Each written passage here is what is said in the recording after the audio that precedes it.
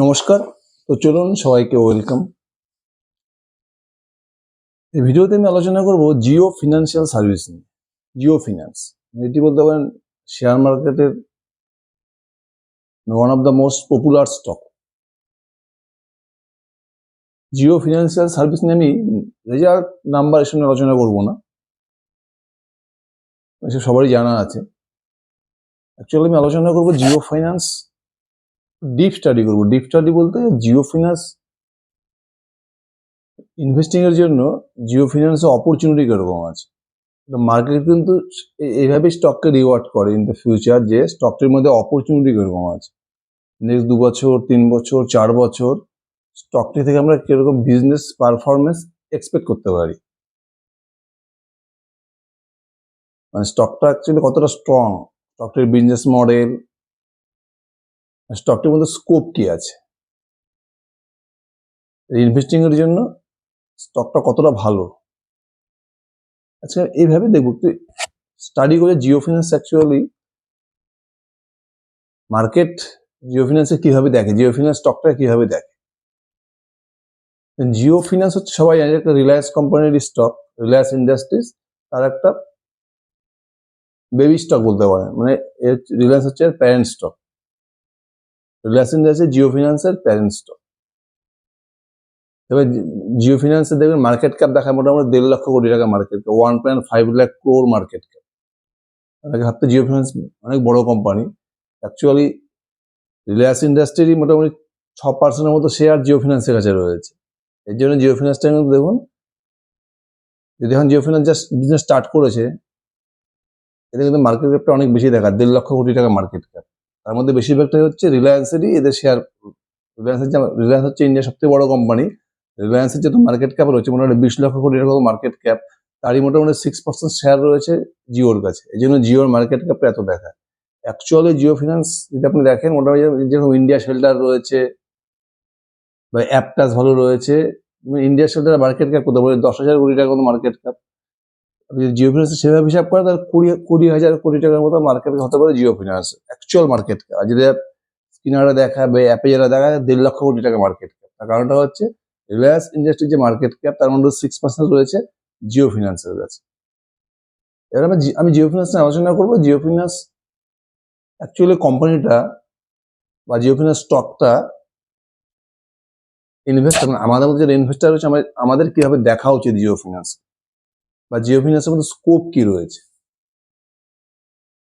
আপনি যদি জিও ফিন্যান্সের বিজনেস মডেলস দেখেন বা স্টাডি করেন, দেখেন জিও ফিন্যান্স একটা বলতে ডাইভার্সিফাইড বিজনেস মডেল রয়েছে। মানে একটা জিও ফিন্যান্সের মধ্যে আপনি একটা বাজাজ ফিন্যান্সও পাবেন, আবার একটা পলিসি বাজারও পাবেন, একটা মিউচুয়াল ফান্ড কোম্পানিও পাবেন, এইচডিএফসি এএমসি বা নিপ্পন এএমসি বা মতিলাল ওসওয়াল মিউচুয়াল ফান্ড, একটা মিউচুয়াল ফান্ড কোম্পানিও পাবেন। আবার একটা পেটিএম এর মতো বিজনেস করছেন, যেটা online payment, UPI, online transaction, money transfer. মানে যে একটা জিও ফিন্যান্সের মধ্যে আপনি একটা পেটিএম পাচ্ছেন, একটা পলিসি বাজার পাচ্ছেন, একটা বাজাজ ফিন্যান্স পাচ্ছেন, বা একটা যে কোনো একটা এএমসি কোম্পানি পেয়ে যাচ্ছেন। এইচডিএফসি এএমসি বা নিপ্পন এএমসি বলতে পারবেন, বা একটা মিউচুয়াল ফান্ড কোম্পানি আর কি, মতিলাল ওসওয়াল মিউচুয়াল ফান্ড। 4টে কোম্পানি পাচ্ছে একটা জিও ফিন্যান্সের, মানে 4টে বিজনেস রয়েছে। একটা এএমসি অ্যাসেট ম্যানেজমেন্ট কোম্পানি, একটা ইন্স্যুরেন্স পলিসি বাজারের মধ্যে কোম্পানি, একটা এনবিএফসি লেন্ডিং কোম্পানি, আর একটা পেটিএম মতো পেমেন্ট সলিউশন। মানে জিও ফিন্যান্সের 4টে বিজনেস ভার্টিকাল রয়েছে। কি কি বললাম, লেন্ডিং করছে, লোন দিচ্ছে এনবিএফসি, একটা পেমেন্ট সলিউশন করছে, আর একটা কি করছে এরা অ্যাসেট ম্যানেজমেন্ট করছে, আর হচ্ছে ইন্স্যুরেন্স পলিসি বাজার। আমার 4টা বিজনেস মডেল রয়েছে, হচ্ছে বিজনেস ভার্টিকাল রয়েছে জিও ফিন্যান্স। এখন জিও ফিন্যান্স কোম্পানিটা Reliance industry Jio finance company যে বানানোর কারণটা, আলাদা করার কারণটা কি? কারণ হচ্ছে রিলায়েন্স ইন্ডাস্ট্রি বুঝে গেছে জিও ফিন্যান্সের যে বিজনেস মডেল, এই বিজনেস মডেলে জিও ফিন্যান্সের হিউজ স্কোপ রয়েছে। কেন স্কোপ রয়েছে দেখুন, জিও ফিন্যান্স হচ্ছে কাস্টমার যে অ্যাকুইজিশন করতে পারবে।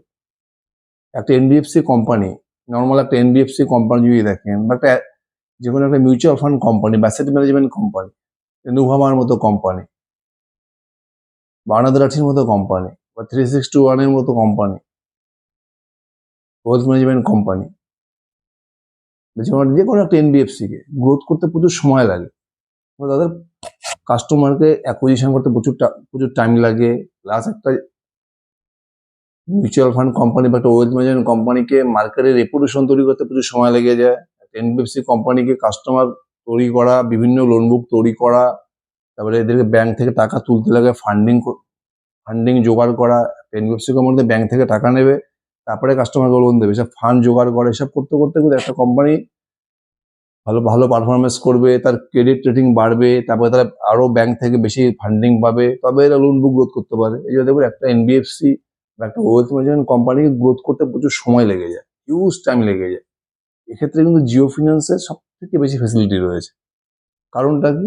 কারণ জিও ফিন্যান্স এদের যে প্যারেন্ট গ্রুপ রয়েছে, রিলায়েন্স ইন্ডাস্ট্রি বা জিওর যে টেলিকম ইন্ডাস্ট্রি রয়েছে, এদের যে মোবাইল কোম্পানি জিও মোবাইল যেটা রয়েছে, সেই জিও মোবাইলে দেখবেন ওদের 40 থেকে 50 কোটি কাস্টমারের কাছে জিও মোবাইলের সিম রয়েছে। আর যদি আপনি রিলায়েন্স কনজিউমার, রিলায়েন্স রিটেলার দেখেন, এদের মোটামুটি 20 থেকে 25 কোটি কাস্টমার আছে অল ইন্ডিয়াতে। মানে রিলায়েন্স ইন্ডাস্ট্রির, রিলায়েন্স রিটেলের প্রায় 20 থেকে 25 কোটি কাস্টমার, আর জিও মোবাইলের প্রায় 40 থেকে 50 কোটি কাস্টমার। সব মিলিয়ে দেখেন 60 থেকে 70 কোটি কাস্টমার এদের অলরেডি আছে। এবার তুমি জিও ফিন্যান্সের যে, তাহলে এদের যে কাস্টমার অ্যাকুইজিশন করতে হবে, এদের যে কাস্টমার দরকার, সেই কাস্টমার কিন্তু এদের খুঁজতে হচ্ছে না। বা কাস্টমার একটা কোম্পানিকে, এনবিএফসি কোম্পানি বা একটা ওয়েলথ ম্যানেজমেন্ট কোম্পানি যে কাস্টমার অ্যাকুইজিশন করতে যাতে খরচা করতে লাগে, সেলসম্যান দরকার, স্টাফ দরকার, প্রচার দরকার, এটা কিন্তু এদের করতে হচ্ছে না। এরা কিন্তু অলরেডি হাতে রেডিমেড কাস্টমার পেয়ে যাচ্ছে, জিও টেলিকমের কাস্টমার আর রিলায়েন্স রিটেলের কাস্টমার। আর জিও ফিন্যান্সের বিজনেস মডেল এরা একটা কমপ্লিট পুরো অনলাইন প্ল্যাটফর্মের মতো, পুরো এখন তো পুরো মোবাইলের মধ্যে জিও ফিন্যান্স রয়েছে। সেখানে আপনি জিও পেমেন্ট সলিউশনে পেয়ে যাচ্ছেন, জিওর এদের যে লেন্ডিং বিজনেসটা সেটাও পেয়ে যাচ্ছেন, ওয়েলথ ম্যানেজমেন্টও পেয়ে যাচ্ছেন, এদের ইন্স্যুরেন্সও পেয়ে যাচ্ছেন, সব একটা মোবাইল অ্যাপের মধ্যে সবকিছু রয়েছে। একটা কাস্টমার যদি জিও ফিন্যান্সের মোবাইল অ্যাপটা ইউজ করলো, সবকিছু জিও ফিন্যান্সের সব কিছুতে এরা পার্টিসিপেট করতে পারে, লেন্ডিং এর জন্য অ্যাপ্লাই করতে পারে,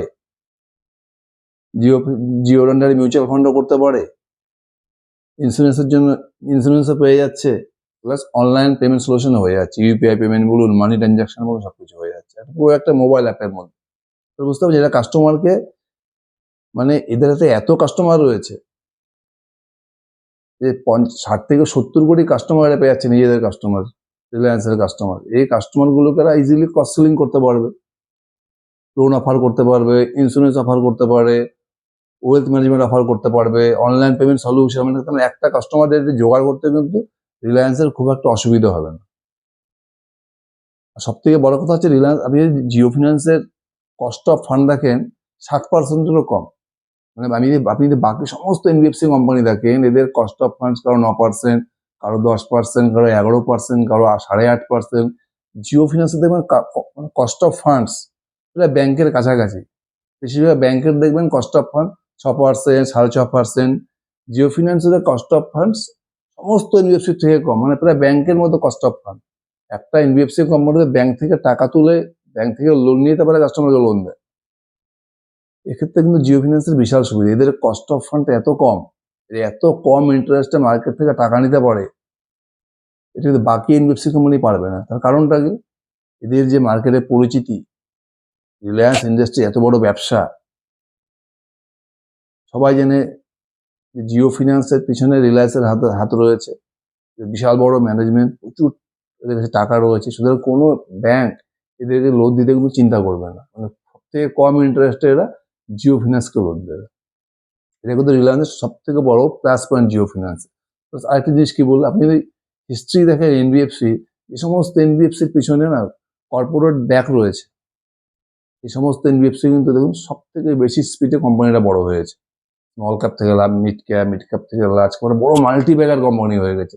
এই সমস্ত এনবিএফসি কোম্পানি মাল্টি ব্যাগার হয়েছে, তাদের মধ্যে দেখবেন যাদের পিছনে কর্পোরেট ব্যাকআপ রয়েছে, তাদের কিন্তু গ্রোথ করতে সব থেকে বেশি সুবিধা হয়েছে। যেমন বাজাজ ফিন্যান্স, পেছনে বাজাজ গ্রুপ, চোলা ফিন্যান্স, পেছনে মুরুগাপ্পা গ্রুপের কোম্পানি চোলামণ্ডলম, বাজাজ গ্রুপের কোম্পানি বাজাজ ফিনান্স, এসব কোম্পানি দেখুন সব থেকে বেশি স্পিডে গ্রোথ করেছেন, সব থেকে তাড়াতাড়ি এরা মাল্টি ব্যাগার কোম্পানি হয়ে গেছে।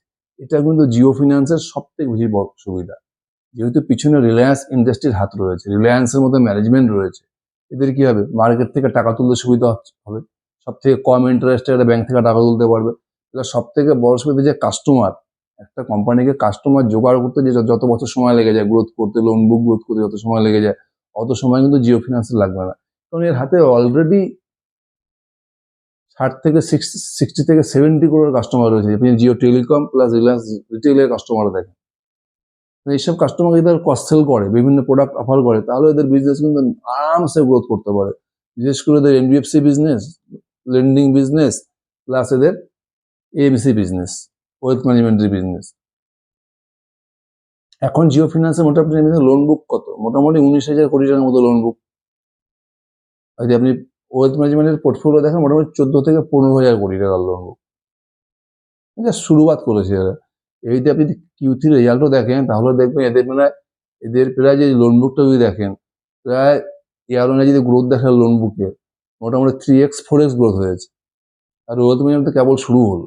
তার মানে এই কোম্পানি যে লোন বুকটা, এদের 19,000 কোটি টাকা লোন বুক রয়েছে, এটা কিন্তু নেক্সট 2 থেকে 3 বছরের মধ্যে 50,000 কোটি, 60,000 কোটি বা 70,000 কোটি টাকা লোন বুক করতে খুব একটা অসুবিধা হবে না। যদি আপনি এদের ওয়েলথ ম্যানেজমেন্টও দেখেন, অ্যাসেট ম্যানেজমেন্ট, এদের এখন কত অ্যাসেট ম্যানেজমেন্টের মোটামুটি টোটাল পোর্টফোলিও কত রয়েছে, 14 থেকে 15,000 কোটি টাকা।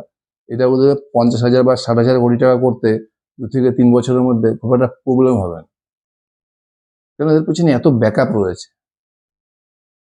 আমাকে জিও ফিনান্সের মধ্যে কিন্তু আপনি এখন জিও ফিনান্সকে দেখেন, এদের মোটামুটি প্রাইস টু বুক কত 1 এর কাছাকাছি, 215 কোটি টাকাতে আইপিও এসেছিল, এখন 230 থেকে 240 টাকা দাম আছে শেয়ারের।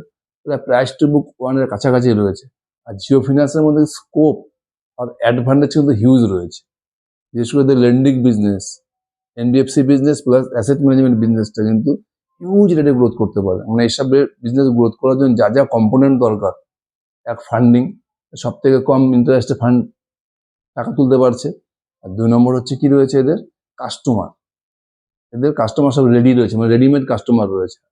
আর এদের তো সব তো জিওর কাস্টমার না, জিও টেলিকম, রিলায়েন্স রিটেল সব তো এদের নিজেদেরই কাস্টমার। তার মানে এদের ডাটা কিন্তু জিও ফিনান্স কিন্তু সব কাস্টমার ডাটা পেয়ে যাচ্ছে, জিও টেলিকমের থেকে, রিলায়েন্স ইন্ডাস্ট্রির থেকে বা রিলায়েন্স রিটেলের থেকে। মানে এদের কাস্টমারকে বুঝতে, কোন কাস্টমারকে কত লোন দিতে হবে, কোন কাস্টমার মিউচুয়াল ফান্ড করতে পারে, সব কোন কাস্টমারে কি ইন্স্যুরেন্স অফার করতে হবে, সব ডাটা কিন্তু এরা পেয়ে যাচ্ছে।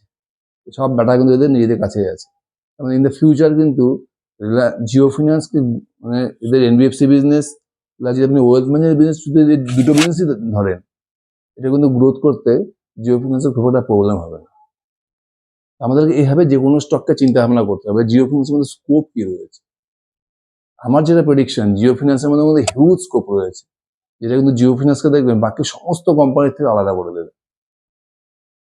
বিশেষ করে এদের যে জিও ফিনান্সের যে এনবিএফসি পোর্শনটা রয়েছে, এদের যদি কনজিউমার লোন দিতে চায়, এদের কত, ওরা ইন্ডিয়াতে রিলায়েন্স রিটেলের জিও মার্টের শোরুম রয়েছে, মল রয়েছে, ইজিলি এরা প্রচুর কাস্টমার এখান থেকে পেয়ে যাবে। যেটা এখন বাজাজ ফিনান্স করে, এরা কিন্তু জিও ফিনান্স বাজাজ ফিনান্সের অনেকটা পার্ট নিয়ে নিতে পারে। পার্সোনাল লোন বলুন, এমএসএমই লোন বলুন, ইন্স্যুরেন্স অফার করতে পারবে, যে ইন্স্যুরেন্স পোর্শনটা রয়েছে, পলিসি বাজারের মতো নিয়ে এসছে মডেল, বিভিন্ন কোম্পানির ইন্স্যুরেন্স জিও ফিনান্সের মোবাইলে বা জিও ফিনান্সের প্ল্যাটফর্মে পেয়ে যাবেন। এরা কিন্তু বিজনেসটাকে সেইভাবে সাজিয়েছে। এভাবে কেন সাজিয়েছে, কারণ অলরেডি এদের কাছে প্রচুর কাস্টমার রয়েছে। তার মানে ইন ফিউচারে কিন্তু জিও ফিনান্সের মধ্যে হিউজ স্কোপ রয়েছে, মানে এই স্টকটা কিন্তু হিউজ মাল্টিপ্যাকার হতে পারে, আমাদের কাছে অপরচুনিটি হিউজ রয়েছে, আমাদেরকে এভাবে দেখতে হবে। তার মানে আমি বলে দিলাম মানে এই না যে আপনি জিও ফিনান্স স্টক নিয়ে বসে যান। জিও ফিনান্সকে আমাদের প্রতিটি কোয়ার্টারে ট্র্যাক করতে হবে, কিন্তু এখন মধ্যে Q3 যে রেজাল্ট এসছে, দেখবেন বিজনেস কিন্তু একদম সঠিক দিকে এগোচ্ছে, মানে বলা যায় রাইট ডিরেকশনে যাচ্ছে। মানে ইন ফিউচার কিন্তু জিও ফিনান্সের মধ্যে স্কোপ প্রচুর রয়েছে। আপনারা স্টাডি করুন, দেখুন। Thank you.